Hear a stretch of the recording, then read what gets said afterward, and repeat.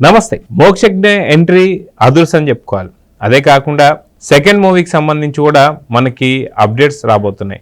ఇవే కాకుండా అఖండ సంబంధించినటువంటి ఒక మంచి అప్డేట్ వచ్చేసింది. అయితే ఈ వివరాలన్నీ కూడా మనతో పాటు సీనియర్ జర్నలిస్ట్ హేమ సుందర్ గారు ఉన్నారు.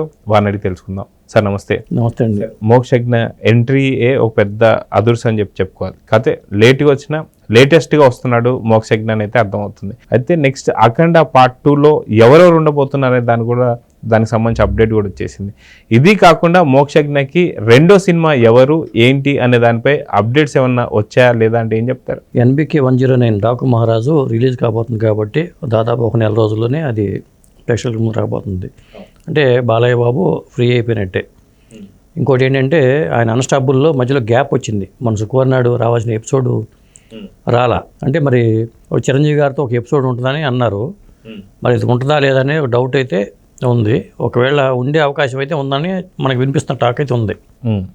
అది పక్కన పెడితే అఖండ 2కి సంబంధించి 2-3 అప్డేట్స్ అయితే వచ్చినాయండి. అదేంటంటే సంజయ్ దత్ మెయిన్ విలన్గా ఉంటారు దీంట్లో అనేది ఒకటి. ఆ సంజయ్ దత్తో పాటు సౌత్ హీరో, అది మలయాళం ఇండస్ట్రీనా లేకపోతే కన్నడ ఇండస్ట్రీనా తమిళ ఇండస్ట్రీ తెలియదు కానీ ఒక హీరో ఉంటారనేది. అంటే పాన్ ఇండియా సినిమాగా అఖండ 2ని అఖండ తాండవం అని చేద్దాం అనే ఆలోచనలో బోయపాటి గారు ఉన్నట్టుగా మనకు వస్తున్న సమాచారం. కాబట్టి అది పెద్ద ప్రాజెక్టు. అయితే సంజయ్ దత్ అని చెప్పేసి మెయిన్ విలన్గా చూస్తున్నాం అని చెప్పేసి అంటున్నారు. కాబట్టి అఖండ తాండవంలో ఎలాంటి గెటప్లో కనిపించే అవకాశం ఉంది? ఎందుకంటే అఖండ పూర్తిగా వచ్చేసి అఘోర పాత్రలో మన బాలకృష్ణ గారు కనిపిస్తుంటారు. కాబట్టి అదే విధంగా ఏమంటారు అనమాట, ఒక భూత వైద్యుడిగానో లేదంటే ఇలాంటి రాక్షస పాత్రలో చూడొచ్చు అంటారా, లేదంటే మనకు నార్మల్ జనరల్ పాత్రలో చూసే అవకాశం ఉందా సంజయ్ దత్? మొదటి కథకి ఇది కంటిన్యూషనే అవడానికి అవకాశం ఉంటుంది కదా. అఖండ 2 అంటే మొదటి పాత్ర కంటిన్యూషన్ అవుతుంది.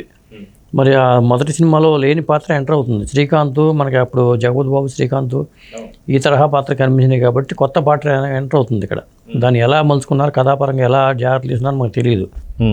మరి లేడీ పాత్రలు కూడా 2-3 పాత్రలు లేడీ పాత్రలు కనిపిస్తున్నాయి అలా చూసుకున్నాం. కాబట్టి అంటే మరి శ్రీకాంత్ పాత్ర మరి ఉంటుందా లేదా, మరి లేకపోతే సంజయ్ దత్ మెయిన్ విలన్ అంటే ఏ తరహా విలను, ఏ తరహా కథాంశం పెట్టుకుని వీళ్ళు చేస్తున్నారు అనేది అది ఎవరికి తెలియదు. కాబట్టి బోయపాటి గారు కాబట్టి చక్కగా ప్లానింగ్తో వెళ్తారు. కాబట్టి షూటింగ్ పార్ట్ చాలా ఫాస్ట్గా కంప్లీట్ చేసే అవకాశం అయితే ఉంది. ఎందుకంటే ఒక పక్కన బాలకృష్ణ గారు మోక్షజ్ఞ సినిమాలో కూడా ఒక పాత్ర, అది శ్రీకృష్ణ పాత్ర అంటున్నారు కాబట్టి అది చేయాలి. కాబట్టి అలా ఇంకా వేరే కమిటీ అండ్ ప్రాజెక్టులు కూడా ఉన్నాయి ఆయనకి. ఇవన్నీ ఉన్నాయి కాబట్టి అఖండ 2 ప్లానింగ్తో మొదలు పెడితే మాత్రం ఆకుండా వెళ్ళిపోతారు అనేది మనకు వస్తున్న సమాచారం. అయితే తండ్రితో పాటు మోక్షజ్ఞ సినిమా రెండో సినిమా కూడా కన్ఫర్మ్ అయిందనే వార్తలు వస్తున్నాయి. మొత్తానికి ఎవరు ఆ డైరెక్టరు, ఏ బ్యానర్ పైన నడుస్తుంది సినిమా అంటే ఏం చెప్తారు? అంటే ప్రస్తుతం NBK 109 అనుకున్న డాకు మహారాజు సితారా ఎంటర్టైన్మెంట్స్ వాళ్ళు తీశారు. నాగవంశీ గారు నిర్మాతగా వచ్చిన సినిమా. లక్కీ భాస్కర్ మొన్న వచ్చింది. దానికి దుల్కర్ సల్మాన్ హీరో, వెంకీ అట్లూరి డైరెక్టరు. అదే కాంబినేషన్లోనే సితారా ఎంటర్టైన్మెంట్ బ్యానర్లోనే మోక్షజ్ఞ రెండో సినిమా ఉంటుంది అనేది వినిపిస్తుందన్నమాట. ఇది అధికారిక వార్త అయితే కాదు. అంటే వెంకీ అట్లూరి డైరెక్షన్లో, వెంకీ అట్లూరి మంచి డైరెక్టరు, యంగ్ డైరెక్టరు. కాబట్టి వెంకీ అట్లూరి డైరెక్షన్లో నాగవంశీ గారి నిర్మాతగా రెండో ప్రాజెక్ట్ ఉండొచ్చు అనేది వినిపిస్తున్న సమాచారం. ఇక ఈ సినిమా షూటింగ్ అయితే 5వ తారీఖు నుంచి మొదలవుతుంది. ఏది మోక్షజ్ఞ గారి మొదటి సినిమా ఏదైతే ఉందో అది రేపు ప్రశాంత్ వర్మ డైరెక్షన్లో ఈ సినిమా షూటింగ్ 5వ తారీఖు నుంచి మొదలవుతుంది అని చెప్పి అంటున్నారు. ఈ సినిమా కంప్లీట్ అవ్వకుండా ఇంకో ప్రాజెక్టుకి వెళ్ళే అవకాశం లేదు కాబట్టి కంప్లీట్ అయిన తర్వాతే ఆ సినిమా ఉండే అవకాశం అయితే ఉంది. ఈ రెండే కాకుండా చాలామంది నిర్మాతలు మోక్షతో చేయాలని ఉబలాట పడుతున్నట్టుగా టాక్ అయితే ఉంది. ఇక మూడో సినిమా ఎవరో, 4 ఎవరు అనేది, ఎందుకంటే మొదటి సినిమానే కాబట్టి ఈ 2 సినిమాల గురించి మనం మాట్లాడుకోవచ్చు. అయితే బాలకృష్ణ గారి కెరియర్ చూసుకుంటే గతంలో చాలా చూసాం సినిమాలు, ఏవైతే పౌరాణిక పాత్రలు వేశారు. దాని తర్వాత చాలా వరకు మనం చూస్తూ వస్తున్నాం. అయితే మోక్షజ్ఞకు సంబంధించి ఎలాంటి సినిమాలు ఎక్స్పెక్ట్ చేస్తున్నారు ప్రేక్షకులు అంటే, బాలకృష్ణ గారు కూడా ఒక తరుణం అయిపోయిన తర్వాత సమరసింహారెడ్డి, నరసింహనాయుడు, చెన్నకేశవరెడ్డి ఇలాంటి సినిమాలు తీసి చాలా పెద్ద హిట్లు కొట్టారు. సో అలాంటి సినిమా ఏమైనా ఎక్స్పెక్ట్ చేయొచ్చు అంటారా మోక్షజ్ఞ దగ్గర నుంచి? ఒక ఫ్యాక్షన్ బేస్డ్ సినిమా ఆది టైప్లో చేయొచ్చు. ఎందుకంటే అంటే మొదటి సినిమాలోనే ప్రయోగాత్మకంగా వెళ్తున్నారు. ఇప్పుడు వచ్చేసిన Prashant Varma cinema socio fantasy cinema, అది పద్మవ్యూహం బ్యాక్డ్రాప్లో వచ్చే సినిమా. ఆ పద్మవ్యూహానికి సోషియో ఫాంటసీ అంటున్నారు కాబట్టి అంటే అభిమన్యుడు మళ్ళీ పుట్టినట్టుగా వాళ్ళు కథలు కొన్ని చేసే అవకాశం మనకు కనిపిస్తుంది ప్రశాంత్ వర్మ సినిమా వచ్చేసరికి. ఆ తర్వాత వచ్చే సినిమాలన్నీ ఇక అంటే మాస్ హీరోగా నిలబెట్టాలి కాబట్టి మాస్ కథాంశాలే ఎంపిక చేసే అవకాశాలు ఎక్కువ ఉన్నాయి అతని కెరీర్ ప్లానింగ్ పరంగా. ఇంకొకటి ఏంటంటే మరి బాలయ్య బాబు సినిమా రంగానికి ఎంట్రీ అయినప్పుడు నాన్నగారి డైరెక్షన్లోనే మొదటి సినిమా తాతమ్మ కాల దగ్గర నుంచి గైడ్ చేసుకుంటూ వచ్చారు కాబట్టి ఇప్పుడు మోక్ష విషయంలో కూడా బాలయ్య బాబు గైడ్ చేయాల్సిందే. మొదటి సినిమా వరకు ఆయన ఇన్వాల్వ్ అవుతారు. ఓ పక్క అక్కడ 2 చేస్తూనే ఇంకో పక్క ఈ సినిమాలో ఇన్వాల్వ్ అవ్వడానికి అవకాశాలు ఎక్కువ ఉన్నాయి ఆయన. అందుకని ఎక్కువ టైం కూడా ఇటు పక్క స్పెండ్ చేయాల్సి వస్తుంది. మరి ఈయన సినిమాలో పక్క ప్లాన్ చేసుకుంటూ ముందుకెళ్ళటం ఇప్పుడు కెరీర్ మరి ఒక స్వింగ్లో ఉన్నప్పుడు తగ్గకూడదు కాబట్టి మరి ఆ ప్రకారం చూసుకున్నప్పుడు ఇటు పక్కన కాన్సన్ట్రేషన్ పెట్టాలి కొడుకుని కెరీర్ ప్లానింగ్ ప్రకారం అదండి. సో మొత్తానికి మోక్షజ్ఞ అండ్ బాలకృష్ణ ఇద్దరు చాలా బిజీగా అయిపోయారు. సో నందమూరి ఫ్యామిలీ ఎలా స్పందిస్తుంది దీనిపైన అంటే ఏం చెప్తారు? వాళ్ళ ఫ్యామిలీలో వాళ్ళే నిర్మాతలు అయిపోతున్నారు కాబట్టి ఇప్పుడు తేజస్వి ఇప్పుడు అన్స్టాపుల్ నుంచి మొదలుపెట్టి సినిమా నిర్మాణంలోకి ఎంటర్ అవుతున్నారు. చెరుకూరు సుధాకర్ గారు నిర్మాతగా మరి మోక్షజ్ఞ సినిమా అది స్టార్ట్ అవబోతుంది. మరి తేజస్వి గారు కూడా నిర్మాణ భాగస్వామ్యంతో ఉన్నారు కాబట్టి చిరంజీవి గారు వాళ్ళ అమ్మాయిలు కూడా నిర్మాతలుగానే ఉన్నారు. దత్తు గారి పిల్లలు నిర్మాతలుగా ఆడపిల్లలు అయినా కానీ రాణిస్తున్నారు కాబట్టి మరి బాలయ్య బాబు పిల్లలు కూడా నిర్మాతలుగా వాళ్ళు రాణించే అవకాశాలు ఉన్నాయి. ఎందుకంటే ఈ జనరేషన్ ఎక్కడితో ఆగే అవకాశం కనబడుతుందా. ఇప్పుడు రేపు పొద్దున దేవాంశ్ కూడా హీరో అవ్వచ్చేమని చెప్పలేము మరి కాబట్టి వాళ్ళు సినిమాలో ఎక్కడి నుంచి వచ్చారో ఆ ఫీల్డ్ మీదే కాన్సన్ట్రేషన్ పెడతా ఉంటారు. ఆ ప్లానింగ్లోనే వెళ్తూ ఉంటారు.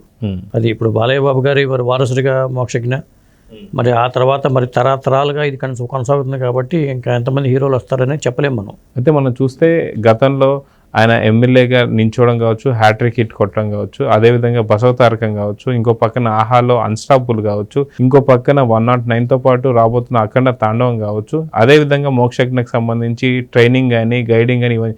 సో ఇవన్నీ ఎలాగా ఆయన మేనేజ్ చేస్తున్నారు, ఎలాగా వీటన్నిటి చూసుకుంటున్నారు, అసలుకి ఆయనకి ఈ ఎనర్జీ ఎక్కడి నుంచి వస్తుంది అంటే ఏం చెప్తారు? అది సక్సెసే ఇచ్చింది అనుకుంటున్నాను నేను. అయితే ఆ ఎనర్జీ సాధారణంగా సక్సెస్ ఇచ్చి ఉంటుంది. ఎందుకంటే ఎన్టీ రామారావు గారిని చూసుకుంటే మరి ఆయన నిద్రపోయేవాడు కాదంటారు. 2 గంటలకే 3 లేచి కూర్చునే వాళ్ళు అంటారు. ఒక సక్సెస్ వచ్చినప్పుడు ఇక వాళ్ళు దాని మీదే ఫోకస్ పెడతారు. అది తండ్రి నుంచి వచ్చిన వారసత్వమే చెప్పాలంటే. మరి 6కే మేకప్ వేసి సెట్లో ఉంటారు. ఎప్పుడు టైం దాటి అందరికన్నా ముందు సెట్లో ఉండేది ఎన్టీ రామారావు గారు అంటారు. అది అక్కడి నుంచి వచ్చింది. ఆ క్రమశిక్షణ కానీ ఆధ్యాత్మికత మరి ఎన్టీఆర్ రామారావు గారికి ఎట్లా ఉందో బాలయ్య బాబు కూడా అట్లాగే ఉంది.